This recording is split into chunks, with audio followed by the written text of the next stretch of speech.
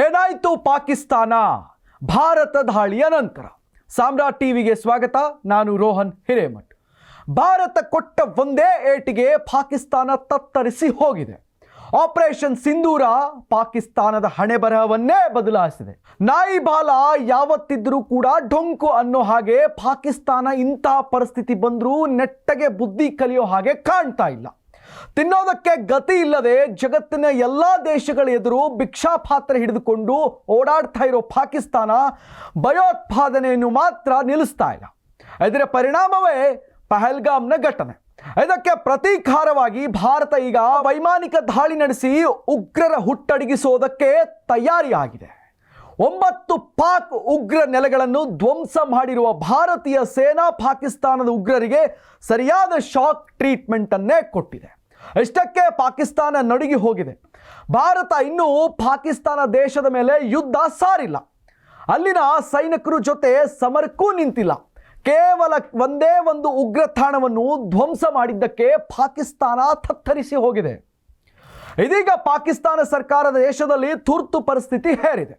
ಕೇವಲ ತುರ್ತು ಸೇವೆಗಳ ಹೊರತಾಗಿ ಎಲ್ಲ ಸೇವೆಗಳನ್ನು ಪಾಕಿಸ್ತಾನ ಬಂದ್ ಮಾಡಿದೆ. ಒಂದು ಸಣ್ಣ ಶಾಕ್ಗೆ ಪಾಕಿಸ್ತಾನ ಈ ಮಟ್ಟಕ್ಕೆ ತಂಡ ಹೊಡೆದು ಹೋಗಿದೆ. ಪಾಕಿಸ್ತಾನದ ಜನ ಭಯಭೀತರಾಗಿದ್ದಾರೆ. ಸರ್ಕಾರ ಅವರಿಗೆ ಅಭಯ ಕೊಡೋ ಪರಿಸ್ಥಿತಿಯಲ್ಲಿ ಇಲ್ಲ. ಜೊತೆಗೆ ಪಾಕಿಸ್ತಾನದ ಜನ ಯಾವತ್ತೋ ಪಾಕ್ ಸರ್ಕಾರದ ಮೇಲಿನ ವಿಶ್ವಾಸವನ್ನು ಕಳೆದುಕೊಂಡಿದ್ದಾರೆ. ಒಂದು ವೇಳೆ ಭಾರತ ಪಾಕ್ ಯುದ್ಧ ನಡೆದರೆ ಪಾಕಿಸ್ತಾನ ಅದೆಂಥ ದುಸ್ಥಿತಿಗೆ ತಲುಪುತ್ತದೆ ಅಂತ ಊಹಿಸೋದಕ್ಕೂ ಕಷ್ಟ. ಕೇವಲ ಒಂದು ಏರ್ ಸ್ಟ್ರೈಕಿಗೆ ದೇಶದ ತುರ್ತು ಪರಿಸ್ಥಿತಿ ಘೋಷಣೆ ಮಾಡಿರೋ ಪಾಕಿಸ್ತಾನ ಇನ್ನೂ ಭಾರತವನ್ನು ಕೆಣಕ್ತಾ ಹೋದರೆ ಆ ದೇಶ ಅಂತ್ಯ ಹತ್ತಿರದಲ್ಲೇ ಇದೆ ಅಂತಾನೆ ಹೇಳಬಹುದು. ಇನ್ನಷ್ಟು ಪಾಕಿಸ್ತಾನ ನಾಶ ಮಾಡೋದಕ್ಕೆ ಭಾರತ ಸೈನ್ಯವೇನು ಬೇಕಾಗಿಲ್ಲ. ಪಾಕಿಸ್ತಾನ ನಾಶಕ್ಕೆ ಅಲ್ಲಿರೋ ಆಂತರಿಕ ಸಮಸ್ಯೆಗಳೇ ಸಾಕು. ಅವರು ಸಾಕಿಕೊಂಡಿರೋ ಉಗ್ರರೇ ಅವರನ್ನ ನಾಶಕ್ಕೆ ಮುನ್ನುಡಿ ಬರೆಯುತ್ತಾರೆ.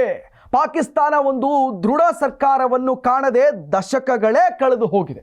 ಅಲ್ಲಿನ ಜನಗಳೇ ಸರ್ಕಾರಕ್ಕೆ ಹಿಡಿ ಶಾಪ ಹಾಕೋ ಪರಿಸ್ಥಿತಿ ಬಂದಿದೆ. ಈ ಹಿನ್ನೆಲೆಯಲ್ಲಿ ಭಾರತ ಅಲ್ಲಿನ 9 ಉಗ್ರರನ್ನ ನೆಲಸಮವನ್ನು ಮಾಡಿ 100 ಉಗ್ರರನ್ನ ಹತರನ್ನಾಗಿ ಮಾಡಿದ್ದಾರೆ. ಇಷ್ಟಕ್ಕೆ ಬೆದರಿ ಹೋದ ಪಾಕಿಸ್ತಾನ ದೇಶಾದ್ಯಂತ ತುರ್ತು ಸೇವೆಗಳನ್ನು ಹೊರತುಪಡಿಸಿ ಎಲ್ಲ ಸೇವೆಗಳನ್ನು ಬಂದ್ ಮಾಡಿದೆ. ಈಗಲಾದರೂ ಪಾಕಿಸ್ತಾನಕ್ಕೆ ಭಾರತ ಸಹನೆ ಮುಗಿದು ಹೋಗಿದೆ ಅನ್ನೋದಕ್ಕೆ ಅರ್ಥವಾದರೆ ಉತ್ತಮ. ಇನ್ನಷ್ಟು ಅಪ್ಡೇಟ್ಸ್ಗಾಗಿ ನೋಡ್ತಾ ಇದ್ರಿ. ಇದು ಸಾಮ್ರಾಟ್ ಟಿವಿ, ಸದಾ ನೊಂದವರೊಂದಿಗೆ.